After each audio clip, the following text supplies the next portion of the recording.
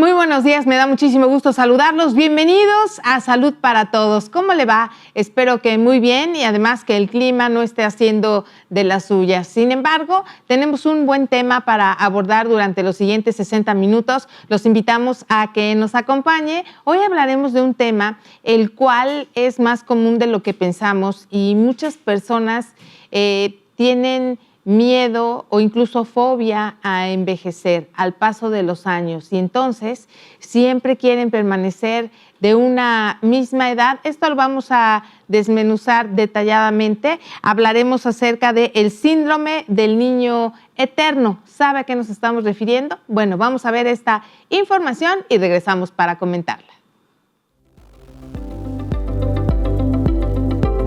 ¿Conoces a alguien que a pesar de ser adulto parece evitar constantemente las responsabilidades, las decisiones difíciles o los compromisos a largo plazo? Podría tratarse del llamado síndrome del niño eterno, también conocido como complejo de Peter Pan. No es solo una enfermedad, sino un conjunto de actitudes y comportamientos que reflejan una inmadurez emocional persistente. Quienes lo presentan suelen tener dificultades para aceptar el paso del tiempo, rechazan las normas sociales del mundo adulto y prefieren vivir en una especie de burbuja donde todo gira en torno al placer inmediato y la evasión de conflictos. Este síndrome puede manifestarse en personas que tuvieron una infancia sobreprotegida o que no desarrollaron herramientas para enfrentar la frustración o la autonomía. Pero ojo, tener alma joven no es lo mismo que negarse a crecer. El problema surge cuando la actitud impide formar una relación sana, alcanzar metas personales o mantener un equilibrio emocional y laboral. Buscar apoyo psicológico es clave para trabajar la autoestima, la responsabilidad y el manejo emocional. Crecer no significa perder la alegría o la creatividad, sino aprender a vivir con ellas de forma consciente, libre y madura. Porque madurar no es dejar de soñar, sino aprender a construir nuestros sueños con los pies en la tierra.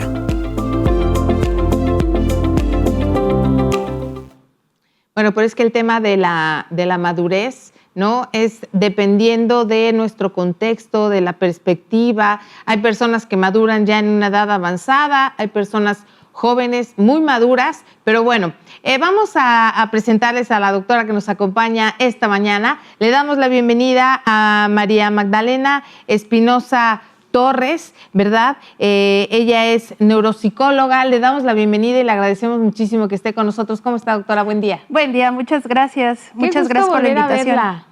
Y sobre todo para hablar de este tema, pues, tan interesante, como que oímos el término, pero bien a bien no sabemos, ¿verdad? Es correcto. Bueno, principalmente creo que nos brinca cuando ya estamos en pareja, ¿no? O cuando ya tenemos cierta edad y precisamente los papás dicen, ¿no? Es que mi hijo ya tiene tanta edad y pues nada más no quiere irse de la casa, ¿no? Y es donde realmente dicen, ¿cómo lo podemos ayudar? Mucho de esto se ve por una inmadurez que existe.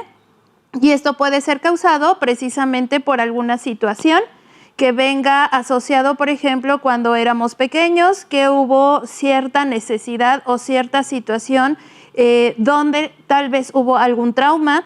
También puede ser asociado precisamente a que a veces tenemos papás sobreprotectores, ¿no? El amor a veces nos ciega y entonces tenemos y queremos darle todo a esa persona. Y esa persona no va dimensionando o no va madurando, y esto también tiene que ver con neurociencia. Situación que el niño no vive, situación que el niño no puede aprender. Por eso a veces el extra facilitarle las cosas a ese pequeño ser humano, lo que hace es, en lugar de darle herramientas para que pueda enfrentar al mundo, es todo lo contrario. Lo dejan sin herramientas y obviamente que cuando se enfrentan a una situación de frustración, de estrés, una situación de reto, pues obviamente los niños hasta se quedan paralizados porque no saben qué hacer. ¿Y dónde se ve eso? Pues obviamente se ve que los papás estuvieron ahí como en todo momento, y yo te voy a hacer, yo te voy a resguardar, yo te voy a dar, y entonces el niño no tuvo que esforzarse a analizar o pensar cómo podría resolver esa situación. Oye, doctora, pero a ver, ¿qué pasa con las personas, con el público que nos está viendo? A lo mejor que está pensando tener hijos pronto, alguna mamá primigesta, y entonces le suena un poco contradictorio lo que estás diciendo, porque como madres, como padres, siempre queremos lo mejor para nuestros hijos, y sobre todo si son los primeros, que ni el viento lo toque, resolverles todo, hacen así, ya le estamos dando, ¿qué quieres? Agua, tienes frío, te cambio el pañal, etcétera. Entonces, sí tienes mucha razón en lo que dices, pero eso ya lo vemos después. ¿Cómo podemos empezar, ¿no?, en este sentido, como padres, a tener este equilibrio para no resolverles todo, para que se raspen un poquito y se vayan curtiendo? Claro.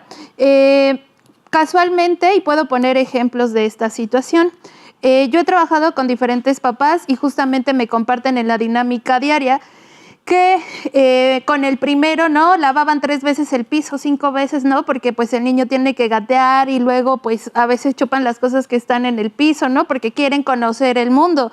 ¿Y cómo lo van a conocer? A través de pues de su cuerpo, ¿no?, precisamente de sus sentidos, manos, de sus pies, de sus piernas, y sobre todo pues van a decir, esto a ver a qué sabe, ¿no?, y ahí van descubriendo si es grato o no es grato.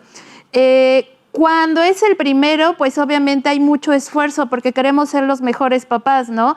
Y esto viene a partir de nuestras propias heridas. Si nuestros padres o nuestras madres no tuvieron esta conciencia de darse cuenta de que había ciertas situaciones que a nosotros nos afectaban, pues obviamente nosotros como papás decimos, vamos a hacerlo mejor, no voy a cometer esos errores, si yo tuve un papá ausente, entonces yo voy a estar presente en la vida de mis hijos, o si hubo mucho, mucho dolor, que es a lo que me refería de los traumas, esas personas deciden evitar tener hijos, ¿no? Por esta situación de yo no sé ser buen padre o buena madre. Y este es un acto de conciencia. También es una elección, ¿no? El paternar o maternar no es una obligación, porque muchas veces nos dicen, es que cuando tú seas padre vas a ser feliz, pero llegas a la paternidad y te das cuenta que no es así, ¿no? Y que hay muchas cuestiones que se ven inmersas a decir, quiero rendirme, quiero renunciar, ¿dónde se firma la renuncia de ser padre o madre?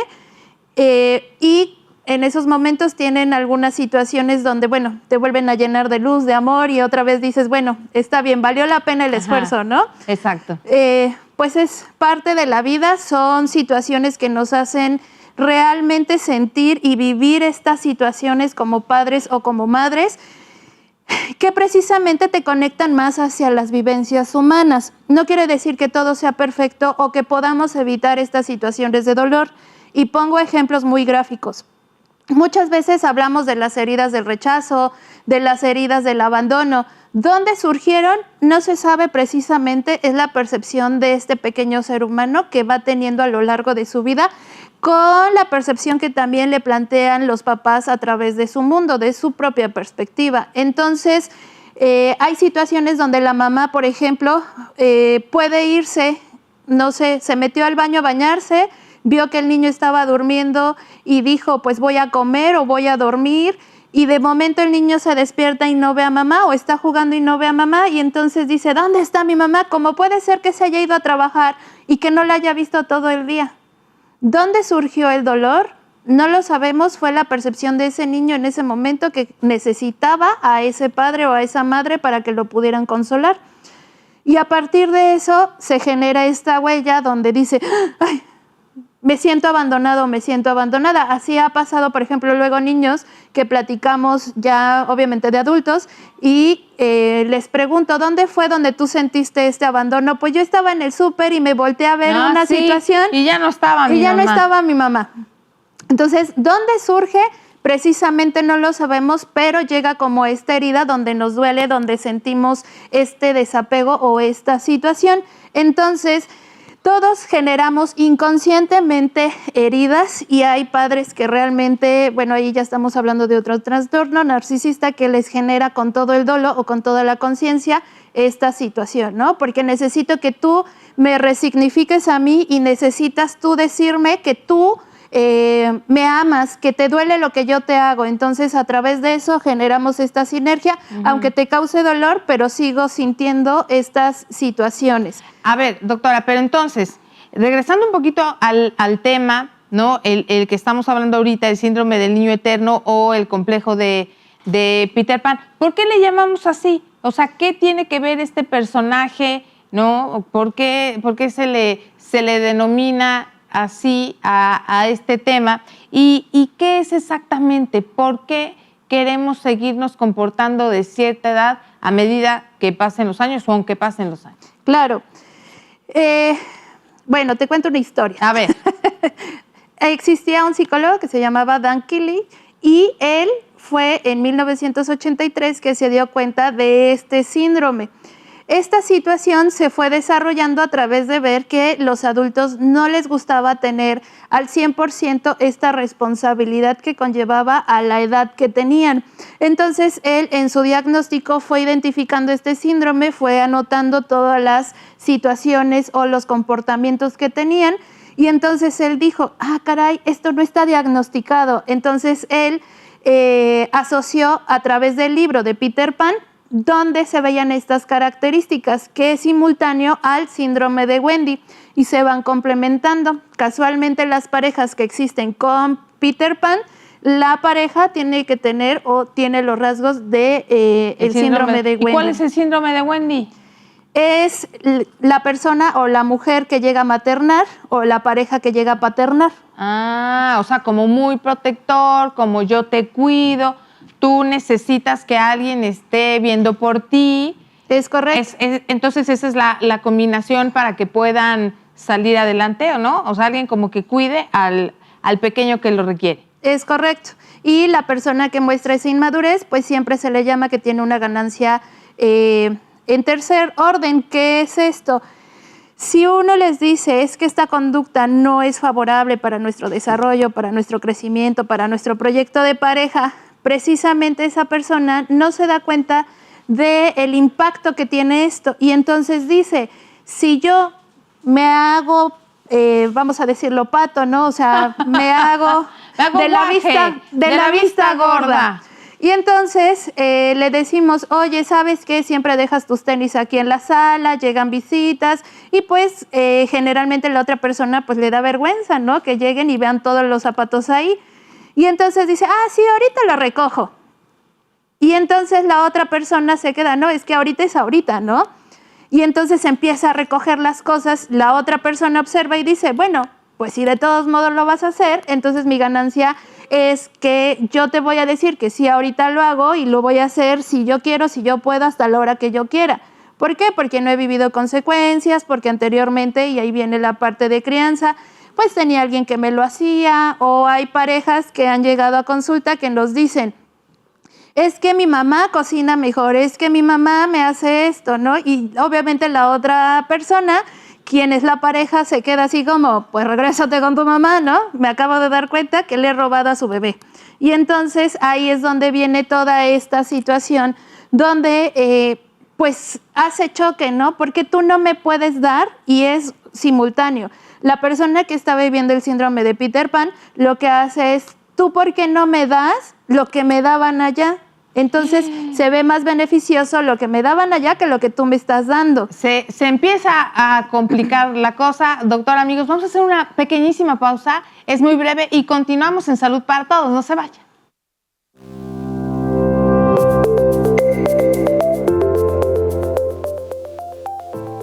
No está reconocido oficialmente como trastorno mental por la DSM-5 o el Manual Diagnóstico y Estadístico de los Trastornos Mentales, pero es ampliamente estudiado en psicología clínica como un patrón de comportamiento disfuncional.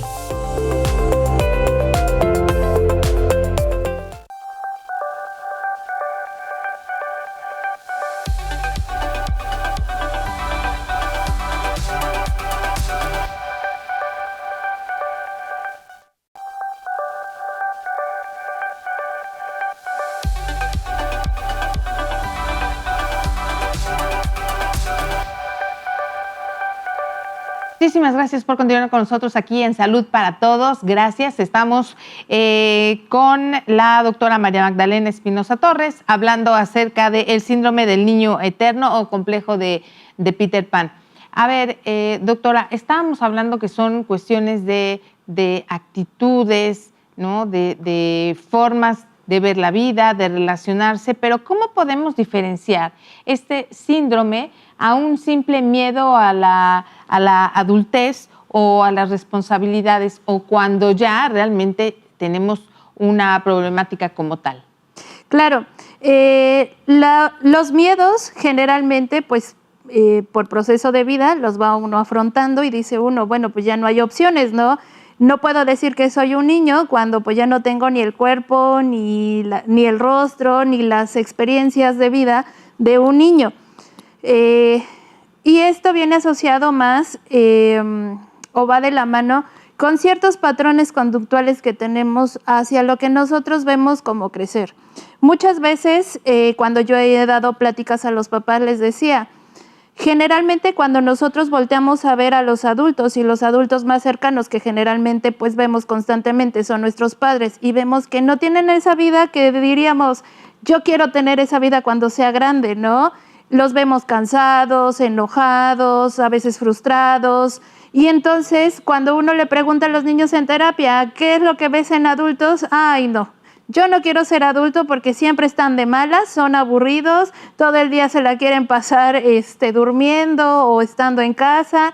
Y aparte, pues ya no hay como esa posibilidad de divertirse. Y en cambio ahorita sí, y yo tengo beneficios porque aparte yo no tengo que trabajar, yo no tengo en este momento que enfrentar muchas situaciones que los papás se ven como estresados. Ajá. Y cuando les piden esta parte de empatía a los papás hacia los niños, es en la adolescencia. ¿Por qué? Porque ya dejaron de ser esos pequeñitos que necesitaban constantemente esta parte de ayuda externa o extra, que precisamente como ellos no conocen el mundo, pues no saben cuáles son los límites o las consecuencias que esto nos trae.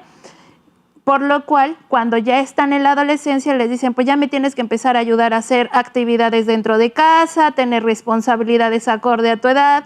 Y pues como no se trabajó esto previamente, pues obviamente para este pequeño es hasta cierto punto invasivo o agresivo. ¿Por qué ahora me pides que ya no me amas? ¿No? Y entonces obviamente es cuando se ponen rebeldes, porque obviamente ven las incongruencias que a veces tenemos como adultos. Uh-huh. Y a través de esto, pues van dimensionando cuál era el beneficio de estar joven y cuál es el beneficio de estar, pues, adulto, ¿no? Y precisamente, pues, viene toda la parte social desde la corte. ¿Qué vivencias están teniendo en ese momento? ¿Qué historias? ¿Qué noticias están pasando? ¿Qué es lo que está viniendo con esto? Un ejemplo es la pandemia, ¿no? Que nos marcó a todos, pero a todos nos marcó de maneras diferentes. Entonces podemos ver que actualmente los chicos que están llegando a consulta tienen muchos problemas para socializar o dimensionar ciertas consecuencias que en su momento no pudieron tener precisamente por la pandemia. A raíz de esto también hay muchos problemas de lenguaje, ¿no? Y entonces obviamente los niños entre más chiquitos, más inocentes se vean, pues más beneficios tienen. Y lo podemos ver desde niños pequeñitos donde realmente les cuesta mucho el proceso de ir creciendo, por ejemplo, cuando van del kinder o cuando van de mamá al kinder, y entonces cuando entran no quieren soltar el pañal o quieren seguir comportándose como bebecitos. Y obviamente el plan de crecimiento pues conlleva esas responsabilidades y esos beneficios que trae como corte. Obviamente, y me refiero a corte a la edad en la que están. Esto va cambiando conforme van avanzando. La diferencia puede ser abismal de una generación a otra, precisamente la diferencia de un año.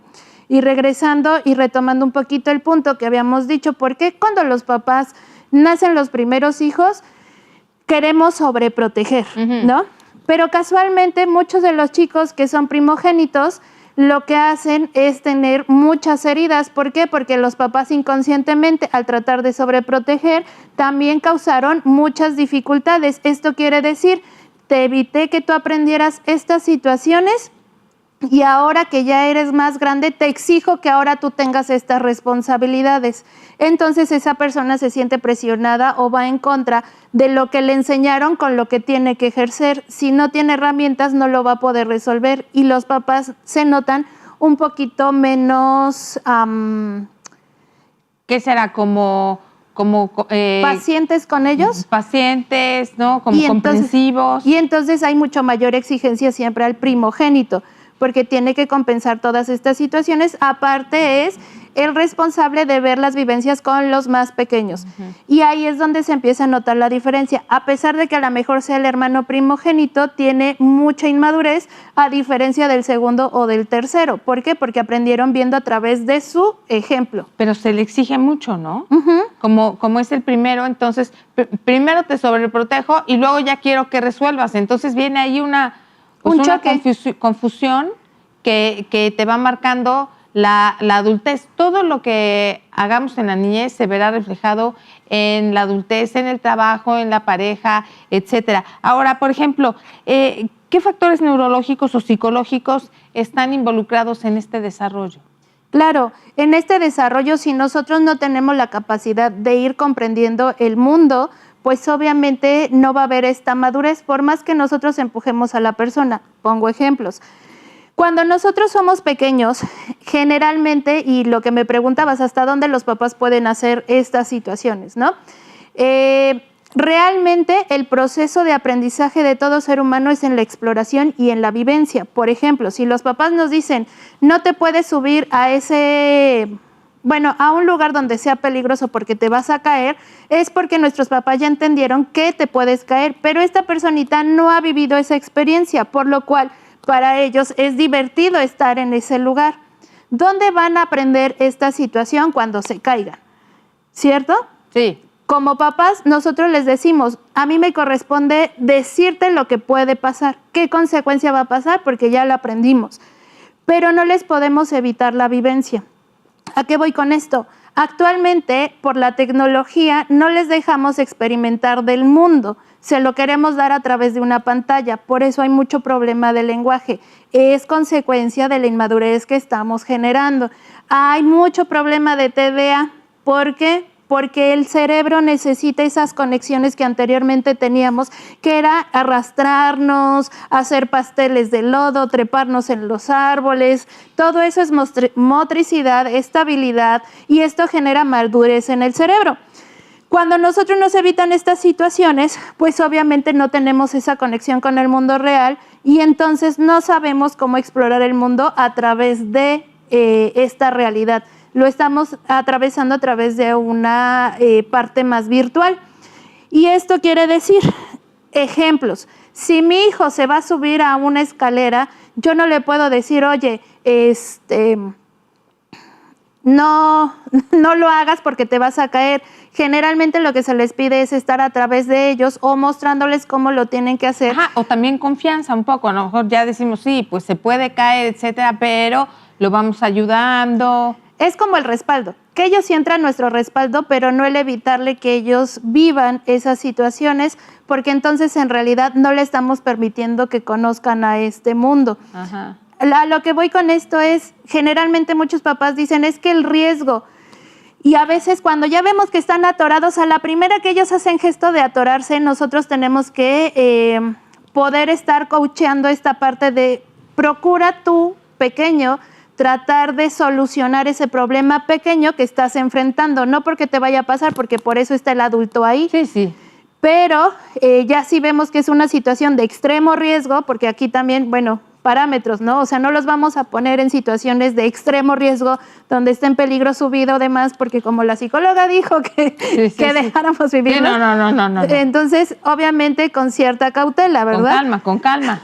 Pero esto quiere decir, si esta personita se está enfrentando a esta situación, quiere decir que yo ya le enseñé cómo, que ya me vio cómo y está tratando de hacerlo o replicándolo, yo voy a hacer ese respaldo que va a estar cerca sin interferir, y si se llega a atorar en esa escalera, pues yo tengo que ver o estar ahí al pendiente de que pues si se cae, pero que tenga que sentir la seguridad de que va a estar esa figura para poderlo cachar, ¿no? Y al final, si lo resolvió, entonces se va a sentir muy satisfecho por haber conseguido esta meta que parecía imposible, ¿no? Y que al final él confió en sí mismo para poder salir adelante. Esto es lo que pasa, y puse el ejemplo de la escalera, a lo mejor no fue la mejor, pero puede pasar en diferentes aspectos de la vida, como situaciones como me gusta a alguien, el pasar a exponer que mucha gente le da pánico, sí, no. El hecho de saber expresar nuestras emociones, que puede ser un miedo muy pequeño y que me dicen, ¿no? Es que yo no sé cómo expresar mis emociones hasta la fecha, ¿no? Y aunque ya somos adultos, como nos costó desde pequeños, pues obviamente conforme vamos avanzando, va incrementando este miedo. Entonces, el miedo puede surgir desde cosas muy extremas como cosas muy sencillas o emocionales que pensamos, ay, esto es transitorio y no me afecta en ninguna Ahora, ya circunstancia. que estamos viendo todos estos rasgos de la niñez, ¿cómo se van quedando? Porque creo que esto puede pasarnos a todos, pero ¿cómo llega el momento de discernir cuando nos va a afectar, ¿no? O cuando es algo, pues, que lo podemos tomar de manera equilibrada, ¿no? Me están diciendo esto, pero yo tengo ciertas herramientas como para que no se me vuelva este síndrome. ¿Cómo podemos diferenciarlo? ¿O cuál es el punto en el que ya se convierte en un padecimiento? Ok. ¿Cuándo ya se convierte en un padecimiento? Cuando esto me imposibilita a tener relaciones o tener una vida plena y en esta parte, pues, independiente. Por ejemplo, me ha tocado muchos chicos que llegan a la consulta y me dicen, no, yo ya estoy harto de mis padres y de la dinámica que tienen y de las reglas y demás. Uno les propone el ser independientes. Y en esta propuesta de independencia que ellos también ya traen pensada previamente, lo que pasa es que cuando se enfrentan a esta situación, pues todo lo que hacía yo dentro de mi casa, y ahí es donde valoran esta situación que hacían los papás. Bueno, en mi casa me lavan la ropa. ¿Y qué hacen los chavos? Se van a vivir a otro lugar, tienen sus experiencias pues de libertad, vamos a decirlo. Y regresan a que le laven la ropa a la casa. Sí, el libertinaje, ¿no? En cierto momento. Y entonces, oye, mami, traje mi tupper para que me pongas mi comida. Traje mi ropa para que me la laves. Traje mi porque como todavía no tengo lavadora, entonces en otros momentos, cuando nosotros nos independizábamos, generalmente los papás procuraban que nosotros analizáramos esto, porque una vez que salías de casa, era sin ve de vuelta, sin esta necesidad de necesitar al papá. Y entonces teníamos una estructura donde desde pequeños nos enseñaban a ser más independientes, más autónomos, más libres, y entonces que en lugar de depender de otra persona, nosotros pudiéramos resolver estas situaciones. Actualmente no es así, por lo mismo que decíamos, el estilo de crianza. Yo te soluciono, y sobre todo ahorita hay mucha culpa en la maternidad, porque lo que se espera socialmente es que la mujer ahora, aparte de maternar, tener la casa y demás, también trabaje. Y entonces las mamás que sienten mucha culpa en el hecho de no estar presentes en la crianza de su hijo porque tienen que necesitar algún apoyo, en este caso a veces de los abuelos, pues obviamente los abuelos consienten, y mi rey, mi reina, lo que tú quieras, lo que tú gustes y mandes y decretes así, nosotros te lo traemos. Y es que a veces se va complicando. Doctor, amigos, vamos a hacer una pausa, es muy breve, volvemos.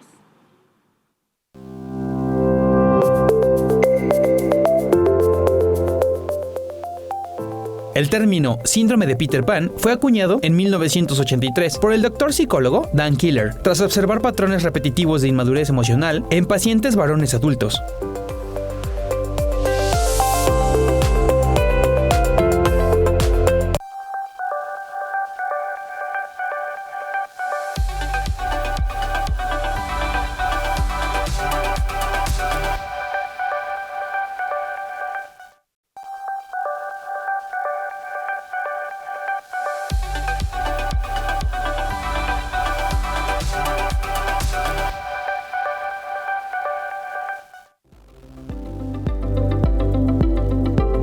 En la cápsula anterior hablamos del síndrome del niño eterno, este conjunto de comportamientos que llevan a algunas personas adultas a evitar responsabilidades y decisiones importantes. Hoy queremos mirar un poco más allá. ¿Cómo impacta eso a quienes los rodean? Parejas que sienten que tienen que cuidar al otro como si fuera un hijo, padres que nunca logran soltar, amigos que cargan con problemas que no les tocan, y entornos laborales donde alguien siempre llega tarde, incumple tareas o necesita que lo rescaten. El niño eterno no solo evita crecer, también puede generar desgaste emocional en su círculo más cercano. ¿Qué hacer si convivimos con alguien así? Poner límites claros, con amor, pero con firmeza. Evitar la sobreprotección. Ayudar no es lo mismo que asumir su parte. Invitar al diálogo sincero, claro, desde la empatía. Y si es necesario, buscar apoyo profesional. Recordemos que crecer es un proceso, pero si alguien se queda atrapado en la fantasía de la infancia eterna, puede ser tiempo de abrir los ojos y el corazón, porque amar también es ayudar al otro a volar con sus propias alas.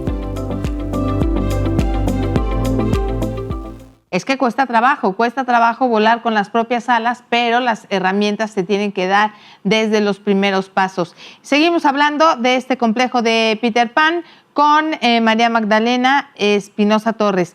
A ver, retomando un poquito la convivencia, ¿qué pasa cuando sucede una separación? cuando hay un divorcio, hay muchos fenómenos que se dan alrededor de esta decisión a veces tan complicada, tan difícil y que trae tantos problemas, pero ¿qué pasa en este sentido o cómo lo vamos a relacionar? Ok, generalmente llega un momento en la relación de pareja que la persona que tiene el síndrome de Wendy llega a su saturación, llega el momento donde ya el desgaste emocional, físico, de responsabilidades y de actividades, pues ya es una sobrecarga para una sola persona. Entonces, cuando esta persona dice, bueno, creo que esta otra persona no va a cambiar, llega el momento del divorcio. Ya hay un índice muy alto en esta situación de divorcios, precisamente porque la pareja externa que pues la otra persona no está cumpliendo con el rol o con el papel de padre o madre, porque esto se da tanto como hombre como para mujer. También baja mucho el líbido sexual, realmente, porque la otra persona al maternar, pues obviamente hay un nivel de cortisol mucho más alto y todo lo demás desciende, y entonces pues obviamente el estrés llega a una saturación donde ya no quieren tener esta intimidad, y esto también va generando que a largo plazo pues esta otra persona recargue todas las responsabilidades sobre la otra persona. Por esta situación llegan mucho ahorita los divorcios porque no se están entendiendo, ¿no? Porque cuando ya uno les pregunta, pues entonces empieza a notar ciertas características, y esto se ve afectado ya a posterior de la relación. ¿Dónde se puede ver más o se evidencia? Cuando ellos ya están separados, generalmente la persona que a lo mejor pues tiene a cargo la responsabilidad de paternar o maternar, llega a casa de los papás en búsqueda de apoyo. Los papás, en este caso los abuelitos, son los que empiezan a intervenir en la crianza, y la otra persona se dedica a trabajar y tener esta pues vivencia de estar sobrellevando esta situación. Y entonces nos damos cuenta cuando entran, por ejemplo, en proceso terapéutico, se evidencia que hay ciertas situaciones de que no están tan presentes, a veces los niños dejan de estar prolijos, dejan de cumplir en las tareas, y entonces los primeros que se dan cuenta de todas estas situaciones pues son en escuela, ¿verdad? Y entonces la escuela les dice, hay algo, están bajando de calificaciones, no están rindiendo, el niño no está viniendo bañado, no están cumpliendo con tareas, el rendimiento académico va por debajo. Y esto es lo que viven los hijos, ¿no? Y es la manera de transitar el duelo, porque ellos no saben, fueron dentro del camino y pues decidieron con quién iban a estar. Pero los adultos, quienes son los papás, llegan a terapia y a veces los escuchamos y nos dicen, es que mi familia o tíos paternos o maternos, ¿no?, que están ayudando en esta crianza, es que interfieren, es que ellos los consienten, es que ellos dan. Y casualmente cuando nosotros vemos esto estamos dándonos cuenta que esta persona no quiere tener este plan de crecimiento y ejercer su paternidad o maternidad. ¿A qué me estoy refiriendo? Y voy a poner un ejemplo. Llegó un chiquito que tenía ciertas adversidades de aprendizaje y pues notamos otras características. En este camino existía una tía que era la esposa de un tío y la mamá, quienes estaban en el cuidado y en la crianza de este pequeño, y una tía que también había decidido no casarse, ¿no? Entonces las tres estaban ejerciendo este apoyo para que el niño cumpliera con sus tareas, sus actividades extra. Cuando llega en el proceso terapéutico, la persona, el adulto que era la figura que estaba paternando, pues le costaba mucho más el poder ejercer esta autoridad. Y esto viene correspondiente a estas situaciones donde se le planteaba que si él no estaba de acuerdo con esta situación que se estaba viviendo dentro de casa, pues podría poder pagar, por ejemplo, a lo mejor una persona para que estuviera al cuidado de su pequeño y no interfiriera tanto en la parte de crianza o en esta parte donde decía que lo estaban saboteando. Y precisamente nos dijo, es que no es cómodo para mí porque al final me facilitan una situación, ¿no? Y entonces no hizo ningún cambio en esta parte de dinámica, aunque ya se había hablado con la familia de hasta dónde tenían que delimitar, pues obviamente las otras personas empiezan a decir, es que cuando está libre no ejerce su paternidad con su pequeño o su maternidad con el pequeño, y entonces pues nos deja o nos pasa esa responsabilidad a nosotros, y pues nosotros hacemos lo mejor que podemos con las experiencias que tenemos. Pero no es nuestra responsabilidad. Exactamente. Doctora, ¿qué le parece si nos vamos con preguntas del público? Porque han llegado varias, vamos a darle salida, ¿le parece? Dice, ¿qué tan real es este síndrome? Es decir, me pregunto si mi hermana no solo pone esto de pretexto para poder seguir siendo irresponsable. A pesar de tener el síndrome, se sugiere que vayan a terapia. Si no van a terapia es porque no quieren soltar ese rol. Me aconsejan que saque a mi hijo para que viva solo y madure esto, sería bueno. Él tiene 22 años. Se preparan para que pueda soltar ese espacio de casa y sí se sugiere que en su momento puedan enfrentar la vida. Pero esto quiere decir que también necesitan este acompañamiento de pues precisamente soltar, porque lo que estamos viendo ahí, a lo mejor la exigencia de que saquemos al hijo es para que madure y se enfrente a todas las adversidades que debería de presentar ya externamente, pero si mamá o papá no está listo para dejarlo ir, lo que va a hacer es que aunque esté fuera, ¿estás bien? ¿Quieres que te ayudemos en algo? Esto no le va a permitir la sobreprotección. Entonces tenemos que preparar a todo ser humano porque la independencia no comienza que estés afuera de tu casa, comienza desde la mente y que se prepara para querer estar pues ya de manera independiente. Sí, pueden estar o ser muy independientes dentro de la misma casa, nada más que no han migrado a otro lado. A ver, ¿este síndrome es una enfermedad? ¿Se puede considerar una patología? Sí, porque al final está afectando varias áreas de su vida. En esta parte, la parte de relaciones con el mundo exterior, que puede ser amistades, pareja, familia.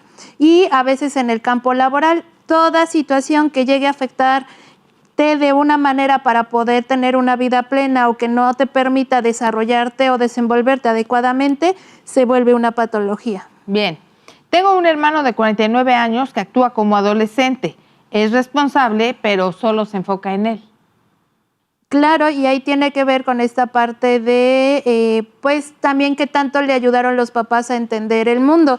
Y tal vez voy a tomar un poquito más de tiempo para poder explicarlo. Por ejemplo, en mi crianza personal, mi mamá cuando yo empecé a trabajar me dijo, lo mismo vas a pagar y si tú te independizaras en rentar, en pagar servicios y demás. Entonces cuando yo empecé a trabajar, mi mamá me dijo, vas a pagar una renta que va a ser significativa, voy a hacer el costo de lo que podría ser si tú vivieras en otro lugar, pero lo puedes aportar aquí.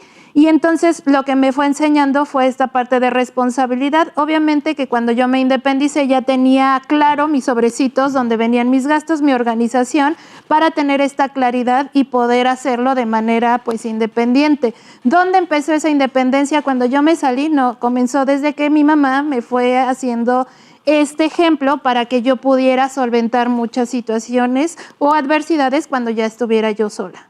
Bien. Sí me gusta vestir muy juvenil. ¿Esto podría ser parte de esto? No, eso no tiene nada que ver. ¿No? No. O sea, porque a lo mejor se está confundiendo en el sentido de esas personas que ya tienen a lo mejor algunos años y quieren, pues no sé, seguir yendo a los lugares donde van los jóvenes, vestirse de manera muy juvenil, hacer ciertas actividades. Eso tiene que ver con la percepción y esto tiene que ver con otra patología, no precisamente con Peter Pan, a menos que se encuadren todas las situaciones correspondientes, como esta parte de no tomar responsabilidades, seguir buscando esta parte de paternar, bueno, que alguien sea su figura de paternar o maternar, o sea, yo busco un papá o una mamá en la relación de pareja que me facilite o extrafacilite estas situaciones y pues yo siga sin asumir estas responsabilidades, que quiera convivir con chicos o chicas más pequeños que yo, también tiene que ver, pero es un complemento, no nada más es como, si yo me he visto más juvenil, tiene que ver con eso, esto tiene que ver con el autoestima y percepción y una parte de madurar. Ah, bien. Ok. ¿Hasta qué punto este trastorno puede representar un riesgo? Hasta el punto donde pues realmente no mido las consecuencias. Hay casos donde los chicos les han aventado ácido a sus parejas porque no cumplen con la expectativa y cómo tú me vas a abandonar, y la exigencia o la violencia llega a ser tan grande porque te quiero obligar a ti, pareja, que me hagas y cumplas con este rol. Y entonces pues la otra persona ya llegó a su límite o se dio cuenta de muchas red flags y entonces dijo, ¿sabes qué? Hasta aquí.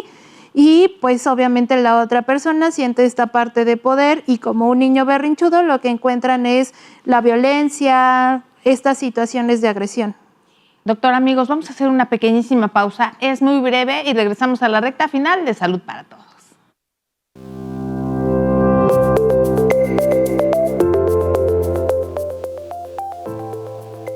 Aunque el síndrome fue asociado inicialmente a hombres, hoy se sabe que también afecta a las mujeres, aunque con manifestaciones sociales diferentes, en función del contexto cultural y de género.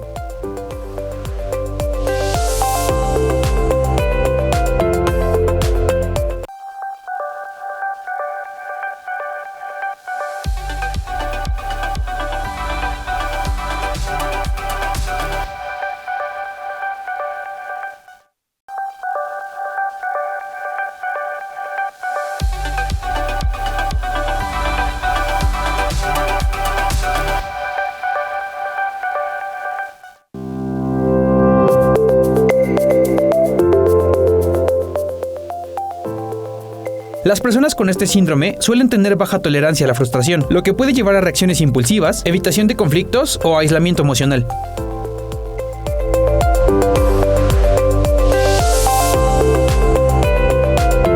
Muchísimas gracias por continuar con nosotros. En Salud para Todos estamos hablando del síndrome del niño eterno o síndrome de Peter Pan. Doctora, ¿qué rol juegan las redes sociales o los medios de comunicación en perpetuar la mentalidad del niño eterno? Este también es un tema relevante porque no solamente, bueno, tiene muchas aristas, pero específicamente ¿qué pasa con las redes sociales?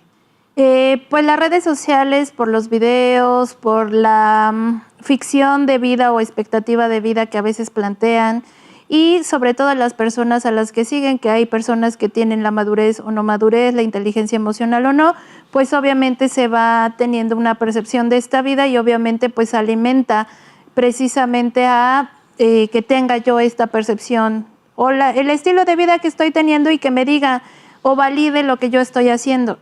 Es como si dijéramos, ¿verdad que no estoy mal? ¿Verdad que lo que estoy haciendo es correcto? Y que lo que está pasando, más allá de un juicio o que me digan que yo tengo que madurar, pues realmente ya ven cómo sí tengo la razón. Entonces puede ser que lleguen a validar un poco más pues su historia, ¿no? ¿Qué pasa con las personas que tienen este síndrome? ¿Cuál sería la recomendación? ¿Que pidan ayuda? ¿Sí puede haber modificaciones? ¿Sí puede haber cambios favorables? Claro que sí. A veces cuando llegan a terapia, llegan más que nada encausados o motivados por la pareja, a veces por los propios papás, porque dicen, bueno, es que ya estoy desesperado, desesperada, y sí puede haber cambios. Aquí la situación es la siguiente. Esta persona tiene que estar listo o preparada para este plan de crecimiento. Dos, tiene que haber esta intención de querer cambiar, porque repito, esta situación que les había puesto como ejemplo, ¿no? Si yo tengo una ganancia, pues difícilmente yo voy a querer soltar este espacio o esta situación si tú no me ofreces algo mejor para poder soltar esto. En lugar de eso me estás ofreciendo más trabajo, más situaciones, pues yo trato de evitarlo lo más posible. Y el cerebro es tan maravilloso que siempre va a buscar la situación a trabajar. Preguntaban hace ratito de qué teoría o qué sistema lo puede estar trabajando. Va muy enfocado a la psicodinámica y se puede trabajar con psicoanálisis, las teorías del apego, que nos ayudan precisamente a soltar estos papeles o estos roles con los beneficios que nos puede traer el hecho del plan de crecimiento. Bien, ahora de manera sumamente breve, porque ya casi nos vamos, un mensaje para las personas y familias que están pasando por este síndrome. ¿Qué es lo que va a pasar? Pues les podemos decir que se puede mejorar estas conductas, se pueden modificar o se pueden erradicar siempre y cuando pues tenga esta parte nuclear de apoyo, en este caso de la familia o de la pareja, que le diga, bueno, nosotros vamos a impulsar, y que no solamente trabaje esta persona, sino también el contexto en el que está, porque es el que motiva a que esta persona siga teniendo estas conductas. Claro, siempre hay que motivar. Muchísimas gracias, doctora María Magdalena Espinosa Torres. Muchas gracias por haber estado con nosotros. Igualmente a usted, gracias por el favor de su atención. Recuerde asistir a la consulta médica y evitar la automedicación. Que tenga buen día. Gracias.